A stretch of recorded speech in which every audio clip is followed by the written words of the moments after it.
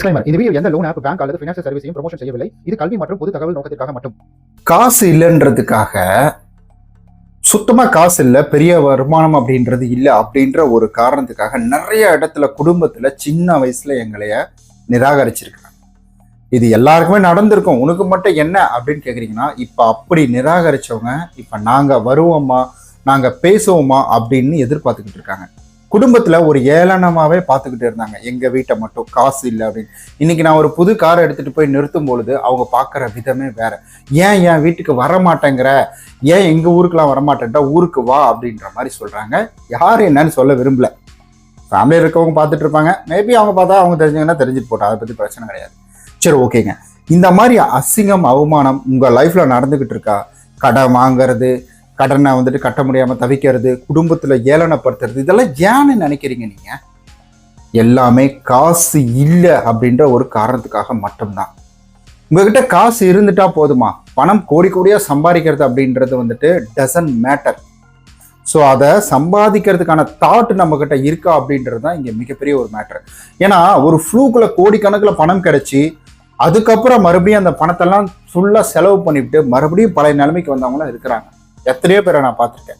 So இந்த ஒரு story அப்படின்றது நீங்க கேட்டீங்கன்னா உங்களுக்கே புரியும். ஏன்னா என்ன அவமானப்படுத்தவங்க முன்னாடி நான் போய் நின்னது அப்படின்றது அப்படி. ஒரு ஃபங்க்ஷனுக்கு ஏதாவது சொல்லணும்னா ஓகே ஃபோன் அடிச்சு வந்துருங்க அப்படின்ற மாதிரி சொல்லுவாங்க. இலக்காரமா ஃபோன் அடிச்சு கூப்பிடுவாங்க. ஃபோன் அடிச்சு நாளைக்கு ஃபங்க்ஷன் வச்சுட்டு இன்னைக்கு கால் பண்ணுங்க. கூட பிறந்தவங்களெல்லாம் அதெல்லாம் பண்ணியிருக்கிறாங்க. சரி விட்டுருங்க, அதெல்லாம் வேண்டாம். ஏன்னா ஒவ்வொருத்தருக்கும் ஒவ்வொரு ஃப்ளாஷ்பேக் அப்படின்றது இருக்கும். போர் அடிக்க வேணா, ஸ்டோரிக்குள்ள நம்ம போயிடலாம். ஓகேங்க. அதாவது ஒரு ஒரு கேரளாவை சார்ந்தவன்னு வச்சுக்கோங்களேன். கேரளாவை சார்ந்த ஒருத்தர், அவருக்கு என்னன்னா துபாயில் போய் வேலை பார்த்துக்கிட்டு இருக்காரு. அவருக்கு மாச சம்பளம் அப்படின்றது 1 லட்ச ரூபாய்க்கு மேலே, நம்ம ஊர் காசுக்கே வந்துட்டு 1 லட்ச ரூபாய்க்கு மேலே அப்படின்றது சம்பளம். அப்படி சம்பாதிச்சுட்டு இருக்கும்போது அவருக்கு அவருடைய ஃபேமிலி தான் எல்லாமே, அவருடைய குடும்பம் மட்டும்தான் அவருக்கு. ஏன்னா குடும்பத்துக்காக நிறைய தியாகங்கள் அப்படின்றது செஞ்சவர். அம்மாக்காக, அப்பாக்காக, தன் கூட பிறந்தவங்களுக்காக, தங்கச்சிக்காக இதெல்லாம் வந்துட்டு பண்ணியிருக்காரு. இப்போ இவருக்கு திருமணமாகி குழந்தை இருக்கிறாங்க, 2 பொட்ட பிள்ளைங்க இருக்கிறாங்க. இவர் என்ன செய்யறாருன்னா வந்துட்டு துபாய்க்கு போறாரு. துபாய்க்கு போயிட்டு அங்கிருந்து குழந்தைங்க ஞாபகமாவே இருக்கு, மனைவி ஞாபகமா இருக்கு, அம்மா ஞாபகமா இருக்குன்னு அப்பா தவறிட்டாரு, அம்மா ஞாபகமா இருக்கு, தங்கச்சி ஞாபகமா இருக்கு அப்படின்னு இவர் போட்டு யோசிச்சுட்டே இருந்து ஒரு கட்டத்துல என்ன பண்றாருன்னா, தங்கச்சிக்கு வந்துட்டு அங்க படிப்பு போயிட்டு இருக்கிறதுனால அவங்கள விட்டுட்டு அம்மாவை கூட துணைக்கி விட்டுட்டு மனைவியும் குழந்தைங்களையும் கூட்டிக்கிட்டு அவர் துபாய் வந்துடுறாரு. துபாய் வந்துட்டு கொஞ்சம் காஸ்ட்லி தான். ஏன்னா துபாயில் படிக்கிறது, அப்புறம் ரூம், வீடு எடுத்து தங்குறது அப்படின்றது கொஞ்சம் காஸ்ட்லி தான். கொஞ்சம் இல்லை, ரொம்பவே காஸ்ட்லி தான். இருந்தாலும் இவருடைய ஃபேமிலி இவர் கூட இருக்கிறாங்க. அதனால இவருக்கு பக்கபலமாக இருக்கு. இவர் வந்துட்டு ரொம்ப சந்தோஷமா தினந்தோறும் காலையில எந்திரிச்சு குளிச்சு முடிச்சுட்டு குழந்தைங்களை கூட்டு போய் ஸ்கூல்ல விட்டுட்டு மறுபடியும் வந்துட்டு திரும்ப ஆஃபீஸ் போயிட்டு, ஸோ ஆஃபீஸ்ல இருந்து திரும்ப வரும்போது குழந்தைங்களுக்கு டிஃபன் கொடு, வீட்டுக்கு வந்து டிஃபன் எடுத்துட்டு போய் குழந்தைங்களுக்கு கொடுத்துட்டு, ஸோ இந்த மாதிரி தொடர்ந்து நிறைய வேலைகள் அப்படின்றத குடும்பத்துக்காகவே பண்ணாரு. அதுவும் அங்கெல்லாம் வந்துட்டு வெள்ளிக்கிழமை தான் லீவான். ஸோ ஞாயிற்றுக்கிழமை மாதிரி சனி ஞாயிறு அப்படின்றதுலாம் கிடையாது, வெள்ளிக்கிழமை தான் லீவ், வீக் ஆஃப் அப்படின்றது. ஸோ அந்த டைம்ல வந்துட்டு பீச்சுக்கு போகிறது, மாலுக்கு போகிறது, இந்த மாதிரி விஷயங்கள் எல்லாமே தொடர்ந்து பண்ணிட்டு இருக்கிறாரு. வாழ்க்கை நல்லா ரொம்ப சந்தோஷமா சூப்பராக போகுது. என்ன லட்சக்கணக்கில் சம்பளம் இருந்தாலும் பெருசாக சேர்த்து வைக்க முடியல. ஏன்னா அவர் ஃபேமிலி கூட அங்கே இருக்கிறாரு, நிறைய எக்ஸ்பென்ஸ் அப்படின்றது ஆகுது. ஒரு கட்டத்தில் ஏன்னா அங்கே படிப்பு செலவுக்கே வந்துட்டு பயங்கர காஸ்ட்லின்னு சொல்றாங்க. ஸோ ஒரு கட்டத்தில் என்ன ஆகுதுன்னா, திடீர்னு ஒரு நாள் பயங்கர ஃபீவர் ஆகுது இவருக்கு. ஃபீவர் ஆன உடனே இவர் என்ன செய்யறாருன்னா வந்துட்டு போய் ஹாஸ்பிட்டலில் போய் செக் பண்றாரு. இது போல வந்துட்டு எனக்கு ரொம்ப ஃபீவரா இருக்குன்னு கொஞ்ச நேரம் மாத்திரை கொடுக்குறாங்க, போடுறாரு, எல்லாமே நடக்குது. அடுத்த நாள் காலையில வந்துட்டு இவருக்கு பிளட் வர ஆரம்பிக்குது.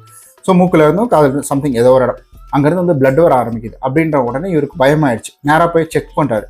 செக் பண்ண போகும்பொழுது அவங்க ஹாஸ்பிட்டலில் இல்லை சார், எல்லா டெஸ்ட்டும் எடுக்கிறோம், ஸோ வாங்க அட்மிட் ஆகுங்க அப்படின்ற மாதிரி சொல்லி எல்லா டெஸ்ட்டும் எடுத்துடுறாங்க. எடுத்து முடிச்ச பிறகு என்ன நடக்குதுன்னா, இவருக்கு ரிப்போர்ட் வருது. ரிப்போர்ட்ல என்ன சொன்னாங்கன்னா, சார் நீங்க இன்னும் 20 மாசம் வரைக்கும் மட்டும்தான் உயிரோடு இருப்பீங்க அப்படின்ற மாதிரி ஒரு விஷயத்த சொல்றாங்க. இதை கேட்ட உடனே அவரால் முடியல. ஏன்னா அவர் அடுத்த நிமிஷம் என்ன யோசிச்சார்னா, என்னையே நம்பி இருக்கக்கூடிய என் குழந்தைங்க, என் மனைவி, என்னுடைய அம்மா, ஏன்னா அப்பா இல்லை, அம்மா இருக்கிற, அம்மா மட்டும் இருக்கிறாங்க, என் தங்கச்சி இருக்கு, என் தங்கச்சியை கரை சேர்க்கணும், என் குடும்பத்தை பார்க்கணும், இதெல்லாம் நான் எப்படி பண்ணுவேன் அப்படின்னு யோசிச்சுக்கிட்டு இருந்தவர் திடீர்னு ஒரு நாள் என்ன செய்யறாருன்னா, அவர் ஒவ்வொரு கம்பெனியா ஏற ஆரம்பிக்கிறார். அதாவது நான் இந்த மாதிரி இந்த வேலை செய்கிறேன், எனக்கு இந்த ஆப்பர்ச்சுனிட்டி இருந்தால் ஈவினிங் டைமில் எனக்கு வேலை இருந்தால் கொடுங்க அப்படின்ற மாதிரி ஒவ்வொரு இடமா ஏற ஆரம்பிக்கிறார். ஒவ்வொரு வேலையை செய்ய ஆரம்பிக்கிறார். அவருக்கு என்ன வேலை தெரியுமோ அதை அவர் ஓனாக செய்ய ஆரம்பிக்கிறார். அப்படி ஓனாக செய்ய ஆரம்பிக்கும் பொழுது அவருக்கு நிறைய போன உடனே அவருக்கு கிடைக்கல. போன உடனே போன இடத்துல முதல் கதவே அவருக்கு திறக்கல. அவருக்கு கிட்டத்தட்ட பல அலைச்சலுக்கு அப்புறமா ஒரு இடம் கிடைக்குது. அந்த இடத்த அப்படியே பயன்படுத்திக்கிறாரு. பயன்படுத்தி நாட்கள் போக போக அதில் இன்னும் நிறைய விஷயங்களை கற்றுக்கிறாரு. கற்றுக்கிட்டு அதில் அடுத்த கட்ட மூவ் அப்படின்றதுக்குள்ள போகிறாரு. இந்த 20 மாதம் கெடு கொடுத்தாங்க இல்லைங்களா, அதாவது கிட்டத்தட்ட 20 மாதத்துக்குள்ளேயே கோடிக்கணக்கில் பணத்தை சம்பாரிச்சிருக்கிறார். கோடிக்கணக்கில் பணத்தை சம்பாரித்து தன்னுடைய வந்துட்டு அதாவது தங்கச்சிக்காக வந்துட்டு செலவு பண்ணுறதை வந்துட்டு பண்ணிட்டாரு. அவருடைய குடும்பத்தை சேவ் பண்ணிட்டாரு. அம்மாவுக்கு வந்து மாதம் மாதம் பணம் வர்ற மாதிரி வந்துட்டு பண்ணிட்டாரு. நம்மளுடைய குழந்தைங்களுக்கும் வந்துட்டு அதை பண்ணி வச்சுட்டாரு. எல்லாத்தையுமே செஞ்சு அவங்களே சேஃபாக பண்ணி அவருடைய ஊருக்கு வந்துட்டு கொண்டு வந்து விட்டுட்டார். கொண்டு வந்து விட்டதுக்கப்புறம் அதுக்கப்புறம் அந்த ஸ்டோரியோட எனக்கு அடுத்த கட்டம் அப்படின்றது தெரியல.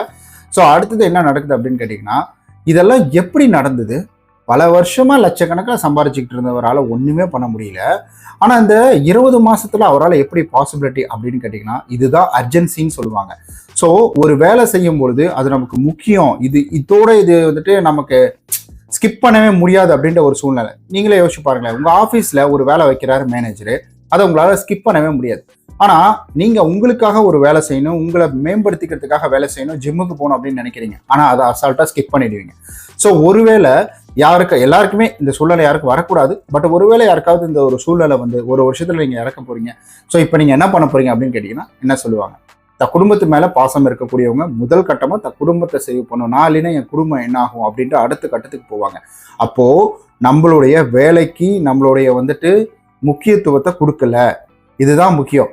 ரெண்டாவது, நீங்கள் நல்லா யோசிச்சுக்கோங்க, இங்கே லட்சக்கணக்கில் வந்துட்டு சம்பாதிச்சாலும் சரி, நீங்கள் வந்துட்டு 10 லட்சம் 5 லட்சம் சம்பாதிச்சாலும் சரி, எவ்வளோ இயர்லி நீங்கள் வந்து பேக்கேஜ் வாங்கினாலும் சரி, கோடீஸ்வரன் சம்பளம் வாங்கி கோடீஸ்வரன் ஆனவங்க அப்படின்றது கிடையாது. ஏன் இங்கே ஆட்டோ ஓட்டுறவங்க சம்பாதிக்கிறது கூட, ஏன்னா இப்போலாம் நீங்கள் நிறைய வீடியோ பார்ப்பீங்க.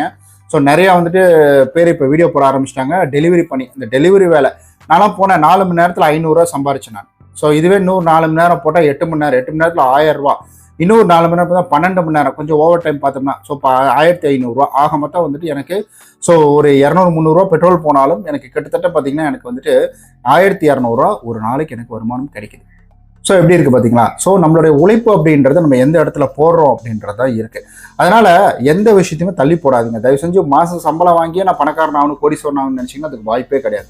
நீங்கள் பணக்காரன் ஆகணும் கோடீஸ்வரன் ஆகணும் அப்படின்னா முதல் கட்டமாக நீங்கள் எடுக்க வேண்டிய நடவடிக்கை என்னன்னா, நீங்கள் வேலை செஞ்சுட்டு இருக்கும் போதே ஏதாவது ஒரு சைடு பிஸ்னஸ், அந்த சைடு பிஸ்னஸ்க்கு ஓனர் நீங்களாக தான் இருக்கணும்.